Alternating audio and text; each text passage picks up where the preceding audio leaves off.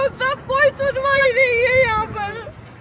मेरे पापा को यहाँ दौड़ो, वहाँ दौड़ो, वहाँ दौड़ो, यहाँ दौड़ो, इतने में पेशेंट मर जाएगा। ये परिवार है, ऐसे ही ये परिवार आप देख सकते हैं सीधे।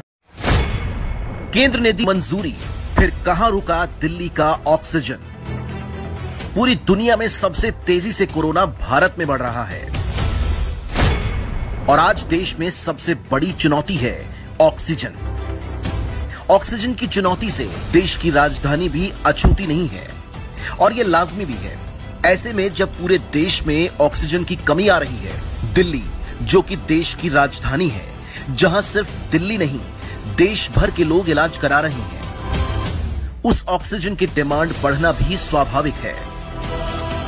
ऑक्सीजन पर हमेशा से केंद्र सरकार का कंट्रोल रहा है। ऑक्सीजन बनाने वाली कौन सी कंपनी के कौन से प्लांट से कितना ऑक्सीजन किस राज्य को दिया जाएगा, इसका फैसला केंद्र सरकार करती है। जिस राज्य में ऑक्सीजन का प्लांट है, उस प्लांट का सारा ऑक्सीजन उसी राज्य का नहीं होता, बल्कि केंद्र सरकार तय करती है कि किसी भी राज्य के किसी भी प्लांट में बनने वाला ऑक्सीजन कौन से राज्य को मिलेगा। दिल्ली एक छोटा राज्य है। एनजीटी और केंद्र के कई नियमों के कारण दिल्ली में कोई ऑक्सीजन प्लांट नहीं है। अभी तक दिल्ली को ऑक्सीजन हरियाणा और यूपी के प्लांट से मिलता है। केंद्र के मुताबिक अभी तक दिल्ली का कोटा 378 टन ऑक्सीजन का था, जो कि हाल ही में 150 टन बढ़ा दिया गया है। लेकिन दिल्ली को फिर भी 378 तो क्या 200 टन ऑक्सीजन भी नहीं पहुंच रहा। केंद्र की मंजूरी के बावजूद दिल्ली को आवंटित ऑक्सीजन क्यों नहीं मिल रहा? क्योंकि दिल्ली की तरफ आ रहे ऑक्सीजन के टैंकर रोके जा रहे हैं। यूपी से आने वाले ऑक्सीजन टैंकर्स को यूपी के अधिकारी रास्ते में रोक लेते हैं और राजस्थान से आने वाले दिल्ली के ऑक्सीजन टैंकर हरियाणा के अधिकारी रोक लेते हैं।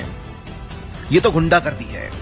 जब केंद्र सरकार ने दिल्ली को ऑक्सीजन भेजने को कहा, तो हरियाणा और यूपी सरकार कौन होते हैं इन टैंकर्स को रोकने वाले?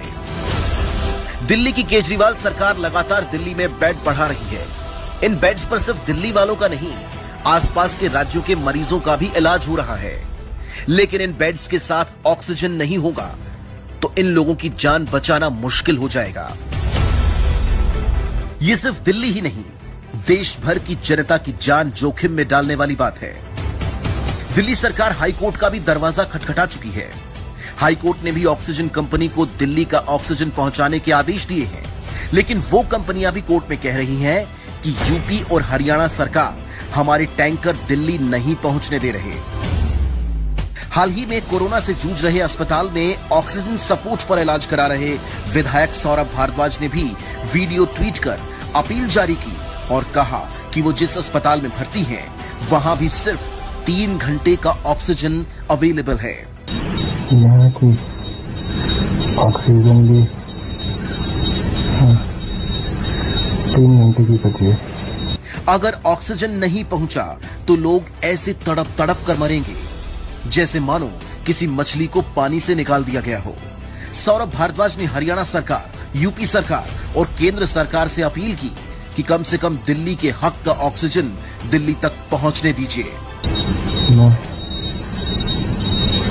सेंट्रल गवर्नमेंट और हरियाणा गवर्नमेंट को ये रिक्वेस्ट करता है कि इस तरीके की चीजें ना करें।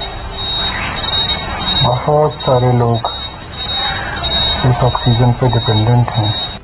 ये समय राजनीति करने का नहीं है। इस देश को हरियाणा, यूपी, गुजरात, दिल्ली में बांटने का नहीं है।